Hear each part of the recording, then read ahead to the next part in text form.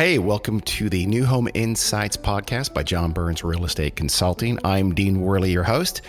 Each episode, we're going to bring you some of the best minds in the housing business talking about some fascinating topics or trend or innovation or issue, just like the one you're about to listen to. Enjoy.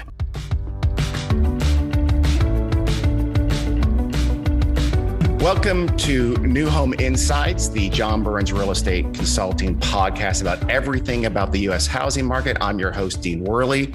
Today, we're going to tackle another topic that's a little bit outside of our normal housing purview, not so much, which we're doing a little bit more lately, which I love.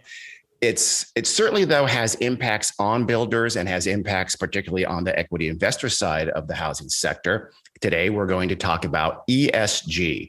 That's environmental, social, and governance.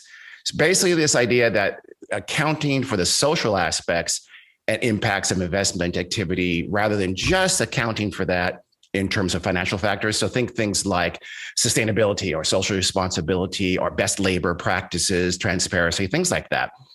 It's a massive movement, bigger than I realized it was, and it's becoming a critical part of the investment world. To help us do that, we have Alan Hubbell and Shawn Hunter. They're both with DuPont. That's the Fortune 500 company you for sure heard about, but you probably think of them as purely a chemical company. They actually make a lot of products that touch the housing space. Alan leads DuPont's residential marketing team, and Shawn is DuPont's global sustainability director. Alan and Shawn, how you guys doing? Hey, we're doing good, Dean. Doing excellent, Dean. Really appreciate the opportunity, and hello to everybody listening. I appreciate you guys coming on. I've been wanting to do this for a long time. We've had some technical issues, as you know, in the back, but this is a huge topic that is, I think, is fascinating. Beyond even housing. I like doing these. So let's first start with this. How about you guys just give us a quick little intro that's better than mine about what you do, who you are, what you do for DuPont, and then we'll get moving. Shawn, why don't you go first? Yeah, sounds great. So thanks again, Dean. Really looking forward to today's discussion. So I'm Shawn Hunter. I have the awesome responsibility of leading sustainability for our shelter solutions business within DuPont, which is our building and construction focused business unit. What that means is that I'm responsible for setting the vision, the strategy for sustainability for the business, ensuring that that's integrated with the overall business strategy, and then working with my fellow leaders and really across the business to drive progress against those goals, that vision.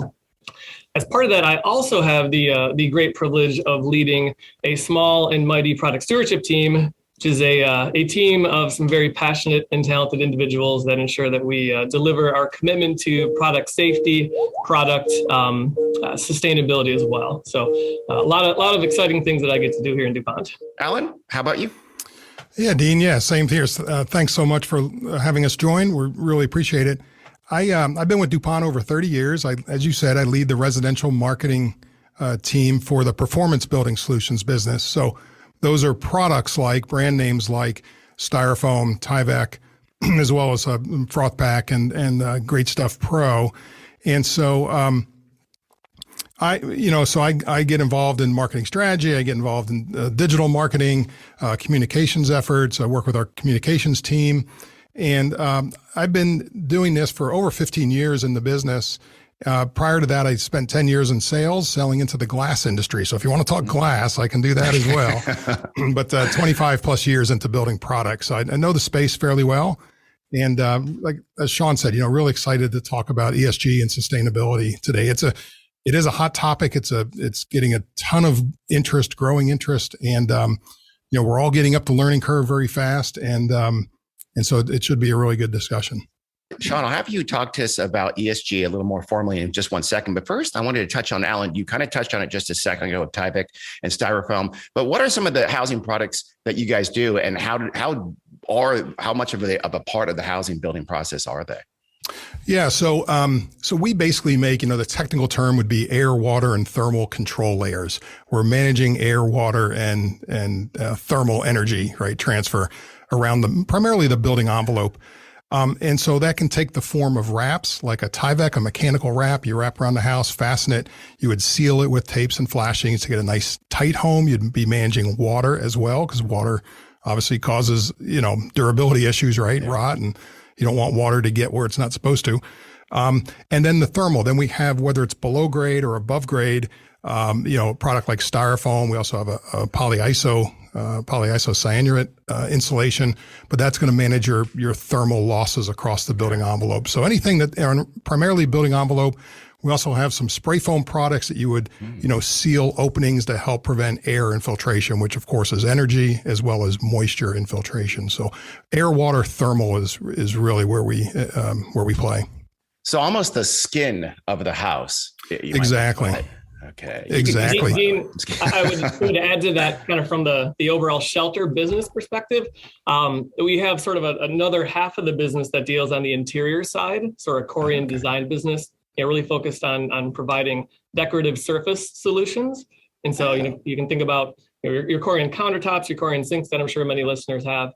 And wanted to mention that because a lot of the things that we'll talk about today, we're seeing the same thing on that part of the business as we are on the envelope side. The increase in ESG, folks looking for climate, circularity, chemical solutions. So, we've got a good perspective from a couple of different points of view. Okay. Hey, Dean, one analogy. So Sure. You mentioned skin, and one analogy, a picture I'd get in your listeners' heads is more of maybe a windbreaker with a sweater, either underneath or on the top. So maybe like a ski jacket, right? Okay. For keeping air, water, and keeping you warm. But not a sweater vest, because I don't get that. You don't worry about your shoulders and arms have to be cold. I don't understand sweater vest. I don't own a sweater vest, but it's a good point. I have never owned a sweater vest, I'm happy to say. So let's talk about my rough take on ESG. Shawn, do a better job of telling the folks at home, what is the whole concept of ESG? Yeah, this is such a great question, Dean, because I think there are a lot of perspectives of what ESG means, and you kind of hear about it here and there, and it's really important, I think, to differentiate between ESG and just sustainability overall. I think you actually did a great job teeing up ESG because you mentioned sort of the investor focus, and ESG itself certainly has gained traction as a term and concept in the investment community. So at its heart, ESG itself is really about providing risk information to investors, right? It's about disclosure. It's about transparency. And, with that information, investors can take that and, make the decisions that they want based on that info. I recently heard just a clear statement, which was ESG is about transparency, not judgment. And I think that's a good segue over into the sustainability side, because when I think about sustainability is kind of more about judgment, in the sense that the overarching question is, are we doing enough collectively as a society to address our big sustainability problems? And as a business, how do we do our part to help solve those big problems? So it's kind of the spectrum. And if I think about what we do in DuPont here, certainly it starts with that latter focus on, what are our beliefs around sustainability? In our business, we basically have beliefs that say, we know we're not sustainable today.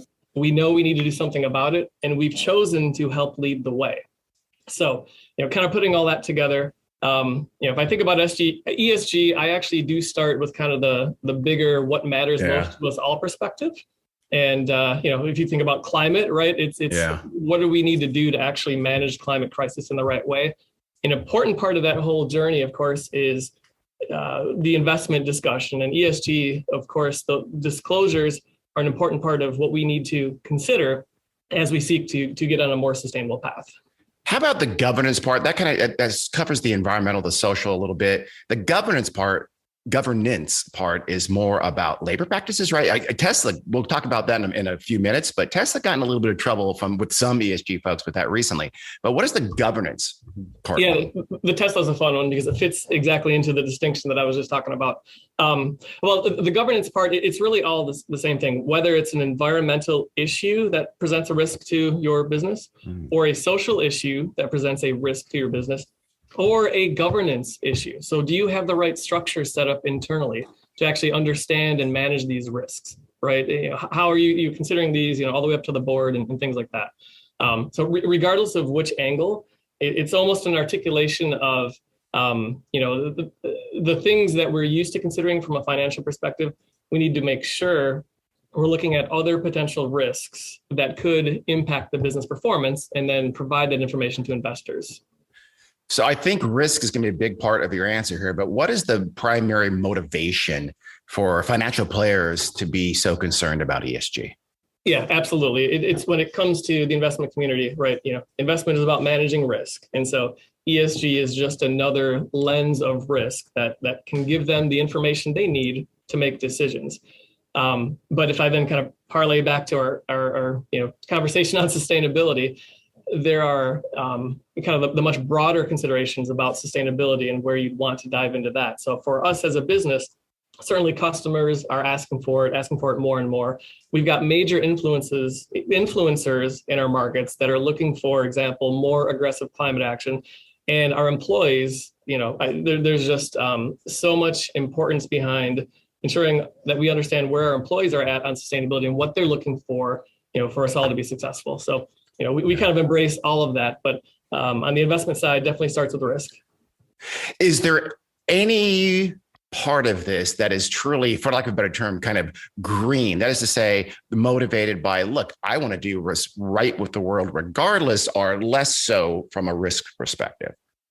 Yeah, absolutely. And that's really, again, where we kind of start our sustainability strategy, because we do see sustainability, from the business perspective, providing solutions that allow the world to better manage the climate crisis, to better decarbonize as an enabler of our success, right? We see those trends. We see where folks are looking clearly for low embodied carbon materials, right? And so if we're not tracking that and we're behind the curve, then, we're likely going to underperform. So it is strongly connected between, sort of doing right, understanding where those trends are hitting your market at the right time, and then acting upon them.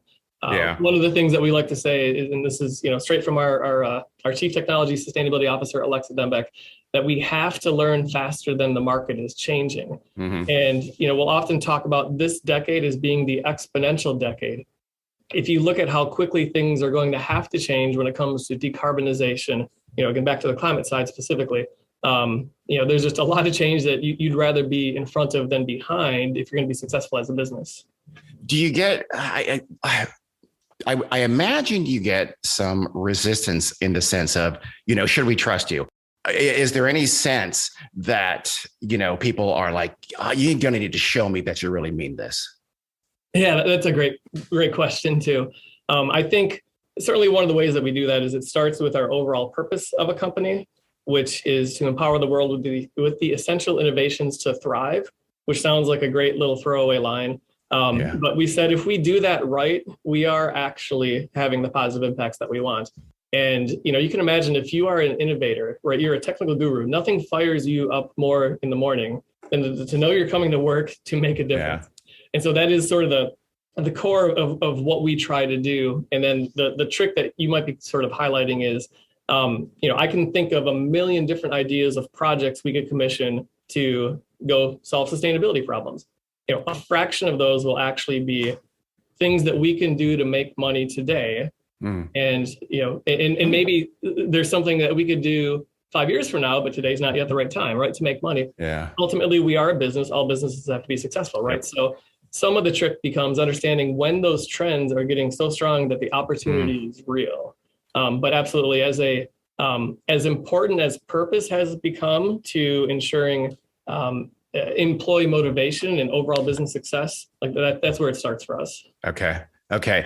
Alan, I've heard that ESG is either a really big part of the investment world or an absolutely massive part of the investment world. Things like $400 billion or even $6 trillion. Is there any sense of the size of ESG investing? That's a great question. I don't have any hard numbers for you other than what I've seen from folks like the leader of BlackRock Capital, right? A large managed fund. He's put a number out there in his CEO letter to CEOs, and he's put a number of like 4 trillion. So I think whether it's 4 or 6, it's a lot of money chasing sustainable investment. And he's gone so far as to say it's going to be the next big thing, right? Bigger than digital, bigger than the social media search engine, eras that we've gone through. And so I think the money is clearly whether it's a push or a pull, I'm not sure, but it's clearly influencing companies and how they approach this area. Your question was a good one. I was thinking about with Shawn, why should we trust you? There's an element of both doing it, as Shawn said, because the timing is right. You can make money at it. There's an opportunity. It's the right thing to do. There's also an element of, there's governmental policy that's pushing you in this area as well. And we've certainly see that in our business. We have any number of innovations that are both, we're doing it because it's the right thing. There's opportunity. We can differentiate ourselves, as well as, quite frankly, we're getting pushed a little bit. And so then you have to optimize and maximize that as well. So both a push and a pull. You think that's necessary to keep the growth, keep the momentum going? I'm interested to hear what Shawn says. My personal opinion is yes. I think you need both of those. I think at some point the opportunity becomes then big enough that it is self-sustaining. Companies will do it because they see the opportunity there. You start to talk about some really big questions, like fundamentally, how do we navigate the transitions that are needed to be a zero carbon society, right? What does that roadmap look like from here to when we look back in 2050? How will we have gotten there? And certainly the push, the pull, that dynamics that it really constrain what a business can do and can't do, right? How do we massage those to ensure that we're moving fast enough in the right pace? There is a little bit, so you do have, of course, the push, you have the pull. You have to have good crystal ball and confidence and, okay, I know this is where things are going. And so one thing that I'd point out is, just this year we've had just some really great climate discussions, at the executive level on climate. And, we realized that our climate ambition was not aggressive enough. And so that actually led us to make a commitment to increase our greenhouse gas reductions goal in line with the science needed to limit global warming to 1.5 degrees C, which is like the big target that everybody is shooting for under Paris. We're not yet on track for that. So we made that commitment. I can't tell you we know yet exactly how we're going to get all the way there, right? Yeah. But we know that that's undoubtedly, again, back to as fast as the market is changing, we know we'll need to do that, right, to be successful.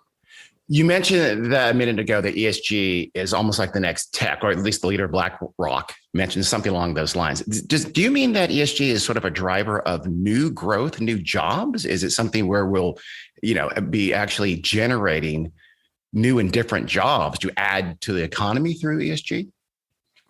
I might be a little controversial and say, from the perspective of ESG being transparency and disclosure, right? That may be creating some jobs around folks who need to do some more reporting than we used to do. Right? But really, that's where when you look at sustainable innovation, when you look at needing to learn faster than the market is growing, and how things are changing, we do believe that the value creation structures are being changed as a result of sustainability.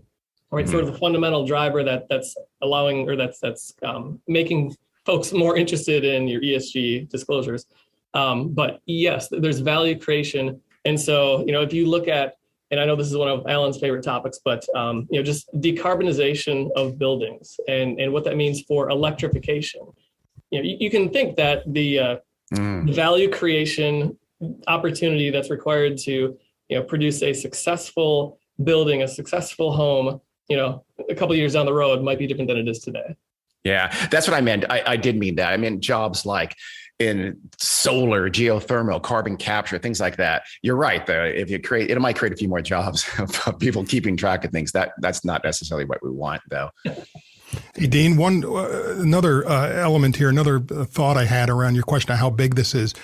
Shawn and I were at a meeting over the summer with a number of large the public builders, and 6 or so of them in the room. I'm going to say more than half, maybe 4 to 5 of those folks had either the additional responsibility for ESG, sustainability, or were new to the company specifically for the purpose of driving sustainable efforts in those companies. So that was quite a change for I'm not sure, Shawn, we were really expecting that. And it was so it's a positive thing.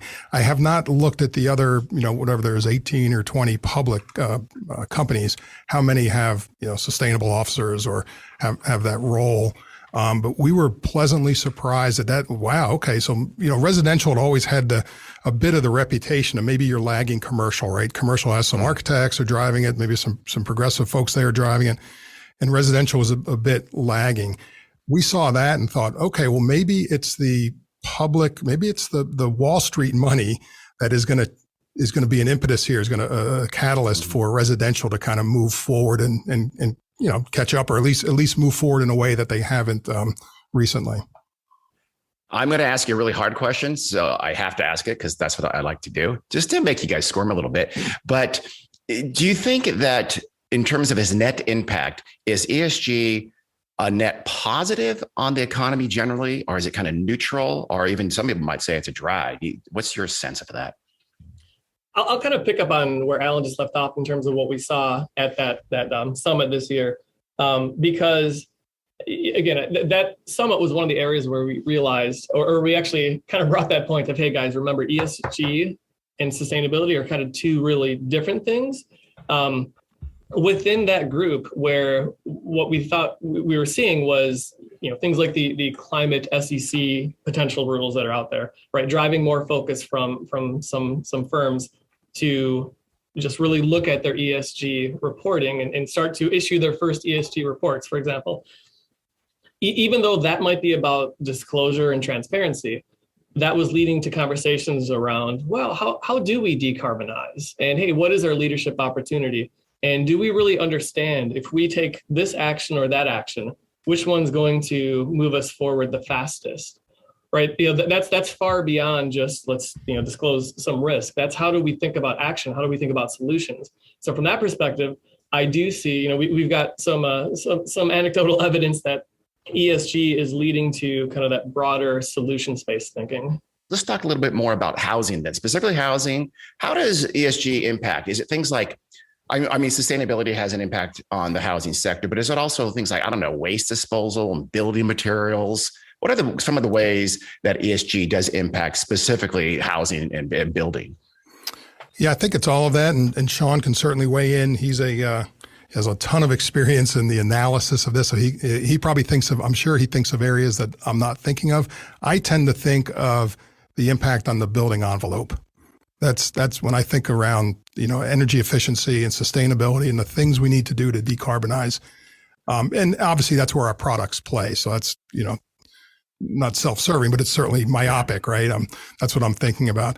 And so in my mind, to meet many of these goals and to be able to, offer up a more sustainable world, we have to improve our building envelopes.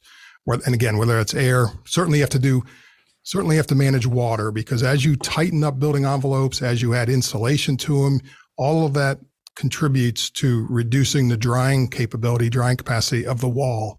And so if the wall gets wet, it takes even longer to dry because you have less airflow, you have less heat energy. So what that means, so it puts a premium on water management, and then you have to tighten it up because to take advantage of these other technologies like heat pumps and so forth, they don't necessarily perform like a fossil fuel furnace, and they're not going to heat the house up as fast, for instance. And so if you have a poor performing building envelope, you're going to be very disappointed in what you perceive to be the performance of your heat pump.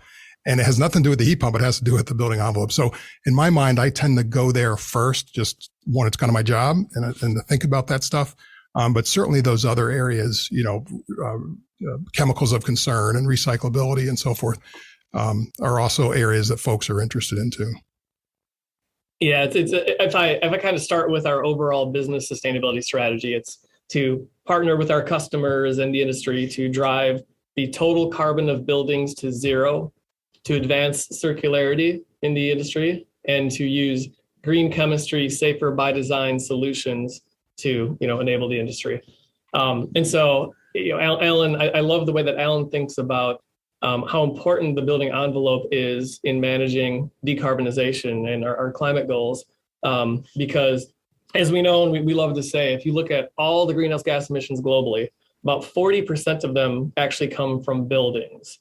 Something like 11% related to the materials themselves, and the rest due to, operating the building, running your HVAC, those sorts of things, electricity, all of that. And so, it's really important to to keep the climate approach from a decarbonization and electrification part in mind, just based on the role that the industry plays in that particular issue. But if you look at the other sustainability dimensions, right, you look at the circular economy movement, right? If you think about waste is a human concept, right? There's no waste in nature. So, how do we get better at that, just in our material economy? And we're seeing a lot of increasing demand for products that have more recycled content. And, how do we also use our building science knowledge and our innovation capabilities to take waste out of the value chain, right? Maybe we're selling a countertop and, that material is being modified and there's waste in the value chain. So, what do you do with that stuff? And then at the end of life, ultimately, how do you bring everything back? I've loved this concept that I think started in Europe around buildings as a material bank. We do have finite material resources. So shouldn't buildings just be like a store of materials that we use while they're building and then we reuse them again later? So, some idealistic cradle to cradle sort of things, but ultimately, those aspects of climate, circularity, and chemicals certainly drive a lot of the demand and the discussions that we have. Let me ask my question from a minute ago, but specific to housing. That is, is there a neutral impact or even a positive impact on the economy? Let's ask that specific to housing, because let's be honest, you can see a lot of the builders can go, oh, you're costing me money, having to worry about waste disposal, et cetera. Do you get a lot of that? Or do you see ESG's impact on housing specifically as being at least neutral? I see. So I'm not sure I'm answering it exactly, but if the question is, am I going to have to pay more for these sustainable features, performance, I like to think of it. I would suggest maybe the question is, am I willing to pay for that value that's delivered? And so, in other words, we all live in homes that are better than they were 100 years ago. We're paying a lot more for them. We've made that decision that we're willing to pay that for those extra features and benefits. Same in the car industry, right? We're paying more for cars today than we did 30 years ago. And we have more advanced systems in them, better comfort, better performance. You can go 7,000 miles between oil changes now. And we're willing to pay for that. So,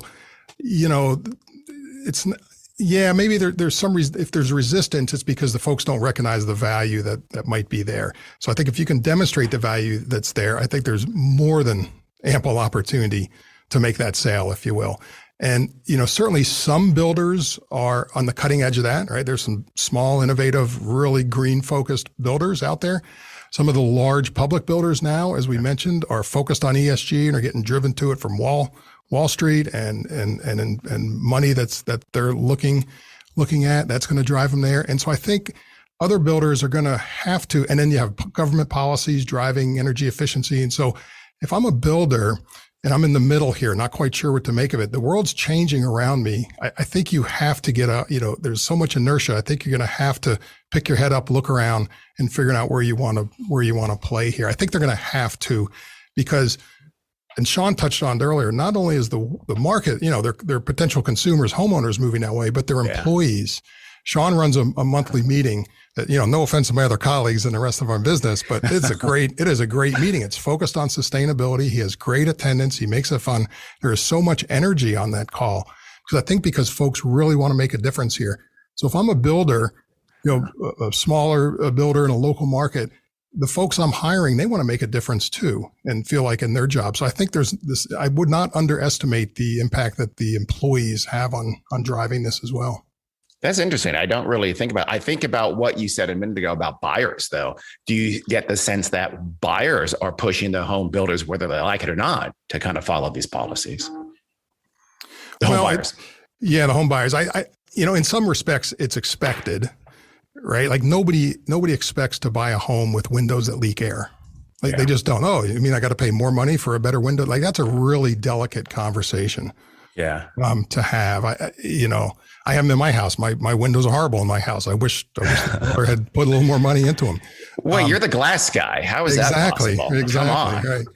Right. Right. So, that's a tough conversation to have. I think it's kind of expected. That's why I think the market's going to move the builders. If you're a buyer, a potential buyer, and you're going to look at a home, and there are big builders doing this now. There's a couple of them come to mind. that market themselves, as kind of an energy. It's almost like a miles per gallon thing, right? They're so many dollars per month in savings or cost. Well, that's going to get your attention. So, and anymore, we know the biggest builders are continuing to increase their share of closings of the market. So I just think it's driving in that direction. If you're a smaller, generally smaller builder building in a single market or two, you're going to have to make a move here and figure out how you're going to build over the next 5 to 10 years. Yeah, Meritage comes to mind, one of the biggest home builders in the country, and they've been focusing on that efficiency for a long time. And they do exactly what you said. They advertise it very successfully too. They do. By the way, yeah. Let's talk about. I would just say, just to be fair to KB is another one. They got into it very early, right? They market that. Beazer Homes is making a huge move towards net zero energy by 2025. They put a stake in the ground, announced it in their annual report, that they're going to be net zero. So this net zero, drive it's coming. We're in the early stages of it, but it is definitely coming. Yeah, there are just so many increasingly sustainability focused builders. I think some of these aspirations are as aggressive, as ambitious as what we've seen in the commercial market. Just in terms of their drive and what they're trying to achieve. And we look at that and say, okay, great, our vision's aligned. Well, how can we help you, right? You want to achieve this type of HERS rating. Well, how can we help you get there? Okay. Yeah, it has become just an absolutely, again, more and more, it's going to be the absolute norm. If you don't do it, you better, as opposed to hey, we do more than anyone else does. Let's talk about some of the pushback, though.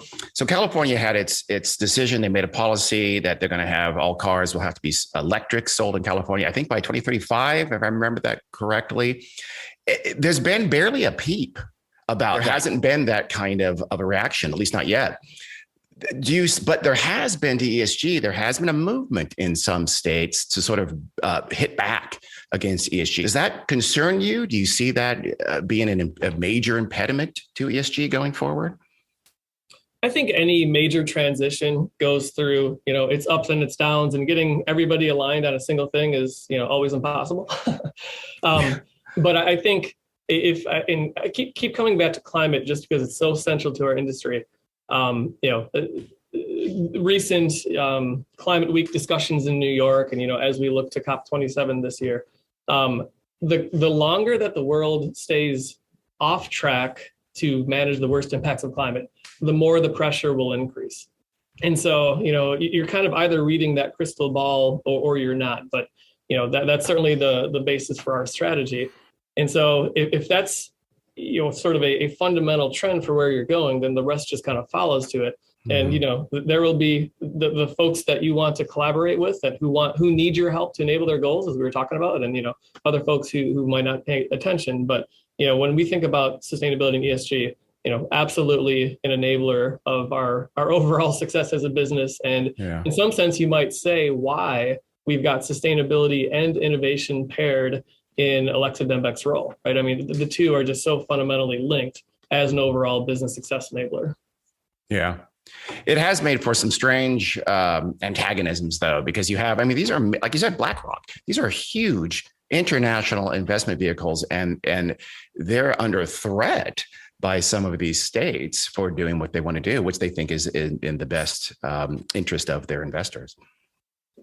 It'll be interesting to see how that plays out. It might be like you say, it's so big, the momentum's there. It's a falling snowball, whatever the dumb metaphor is. It's, you can push back, but it's not going to work. That's where I'm at, Dean. Yeah. Sorry, Shawn. Yeah. No, you're good. It will be really interesting to see, again, how these SEC climate disclosure rules evolve and are adopted. In parallel, I know one of the questions, there's certainly an alphabet soup of sustainability. There's an alphabet soup of ESG. And the reporting frameworks and, the TCFDs, the SASBs, all that stuff. There's the work that was launched last year around the ISSB, which was at the International Sustainability Standards Board, to harmonize ESG frameworks. Yeah. Right. So their goal is to get everybody speaking the same language when it comes to ESG, because we're not there yet. And that was kind of my next question, Shawn, is that we had Tesla kind of punished for the government's part of them. They're clearly with electric cars. They're on the good side of the other parts of the ESG. It seems to be some other groups didn't sort of downgrade them. Is that going to harmonize? Is that going to sing from the same hymnal eventually? Yeah. The Tesla example is fantastic, and Elon Musk doing what he does. I think for folks that might not be as familiar, basically it was the S&P 500 sustainability index. Tesla was booted out, and some other companies were allowed in. And the response was, well, hey, if we're doing so much good to help drive, climate action in the mobility sector, how is ESG any good? I think he called it a scam or something like that. So some very lively tweets and memes, and Elon doing what he does best. Elon often doesn't help himself on those things. He should get his fingers away from the keyboard once in a while. Right.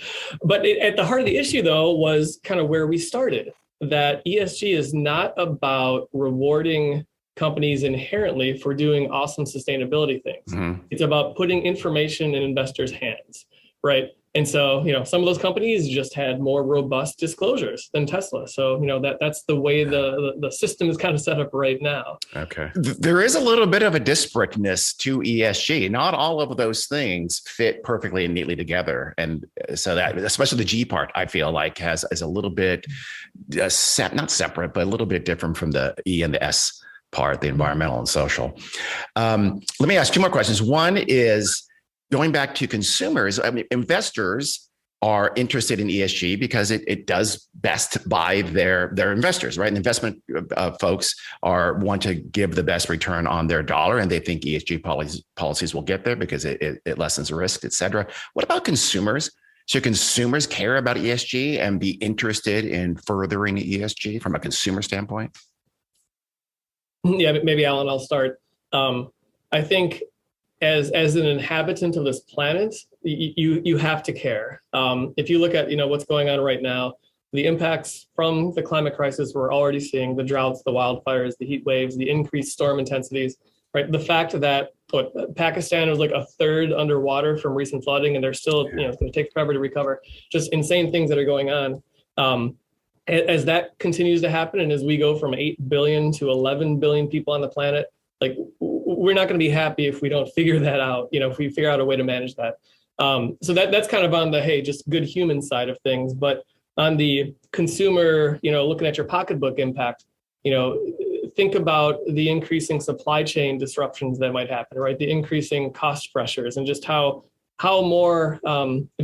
impacted the economy could continue to get based on these sorts of events that would continue to happen. So, I think from both the good human and the pocketbook perspective, there are some good incentives to want to care about things like ESG.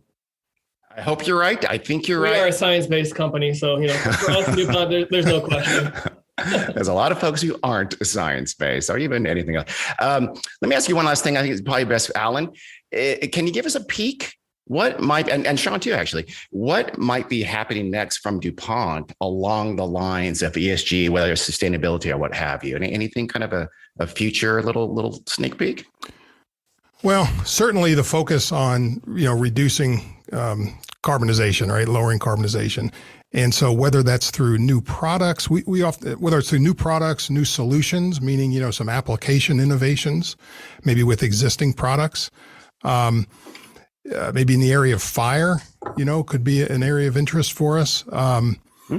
Again, we think about products a lot. We also think about application solutions. And so there's a fair bit of innovation that goes in there. How do you keep water out of increasingly complex designs of buildings or roofs? Think about how complex roof lines have gotten over the last 20, 30 years. How do you keep water out? How do you keep air out? How do you make all these materials work together? It continues to be a challenge with what architects want to design and what folks want to live in. And so I think, continuing to decarbonize will be a focus for us. And that has, impact, whether it's in the products we sell or in the operation of the buildings.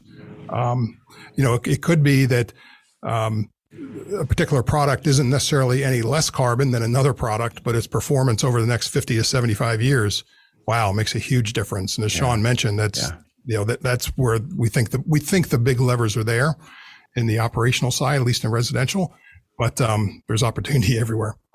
Yeah. Shawn, anything else?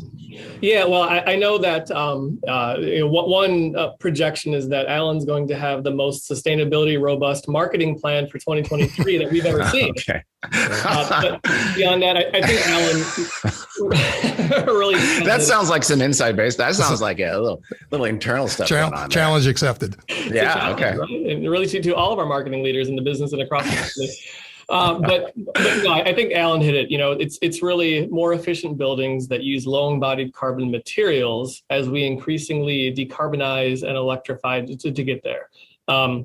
So what I'd say is, we just had some really great success with products that have been winning sustainability awards. And, if we look at things like our low GWP Froth-Pak spray foam insulation, that reduced the blowing agent global warming potential by over 99%. Our innovative Styrofoam that reduced the embodied carbon by 93%. We've got Alan, I think, mentioned the Thermax NH product earlier, our non-halogen Class A polyiso board that is a finalist for a sustainability award. And, hopefully we'll see where that goes in October. But, we've got a track record of really bringing out some great sustainable innovations. And we've got just a whole bunch more in the pipeline that, we'll be super excited to share with folks as we go. But yeah, just more of the same. We've got, again, this climate strategy. We've got goals focused specifically on climate circularity and chemicals. And I just can't wait to share the things that we'll be doing when we bring those out. Yeah, and I would also add that obviously none of this is done in a vacuum, right? So to the extent that we can collaborate with others, your listeners, whoever might be out there, it's going to take all of us to make an impact in this area, and it's not necessarily going to be only a scientist in the lab creating a new material, right, new solution. And because we're at the early stage of this, there's so much to learn, and I think we all have to learn together, and that's where we're at right now. As Shawn mentioned, we're trying to learn faster than the market's changing, and we're getting up that learning curve, and we think we're doing a good job, but we can always collaborate with others and partner with others to bring these solutions to the forefront. Well, I'm glad you're doing it. Go ahead. Shawn, go ahead. Alan, I think that comment is just so important because, be it a big sustainability challenge, we know that nobody can solve any of the stuff on their own. But, for us, we've been very intentional this year about trying to engage in sustainability conversations with our customers, our partners, our influencers. Because at the end of the day, it's really just about knowing where things are going and knowing where we can really help our folks who are looking, our customers who are looking for us to help them. So we've had a number of conversations, I can only see those really sustainability focused conversations continuing to increase and expand and inform our strategies. And kind of back to the marketing plan comment for Alan, right? Part of his job is to help synthesize all that stuff together and figure out what we should go do. And for me, that's where a lot of the exciting magic happens. So yes, much more collaborative type energy that we need to harvest. Alan, you're on watch. I am always. Okay. That's right. I am glad both of you guys are doing what you're doing. I'm glad DuPont is doing what it's doing. And I'm sure this is happening on lots of companies across the world, but this is good. I hope we see sustained ESG in the future. Alan and Shawn, thank you guys so much for coming on. I love doing these episodes that aren't exactly just perfectly, kind of a little bit of a round peg in a square hole, but they're fun. Thanks a lot for coming on. Great. Thank you, Dean. Absolutely pleasure, Dean. Thank you, guys. This is Dean Worley for the New Home Insights podcast. We will see you in a couple of weeks.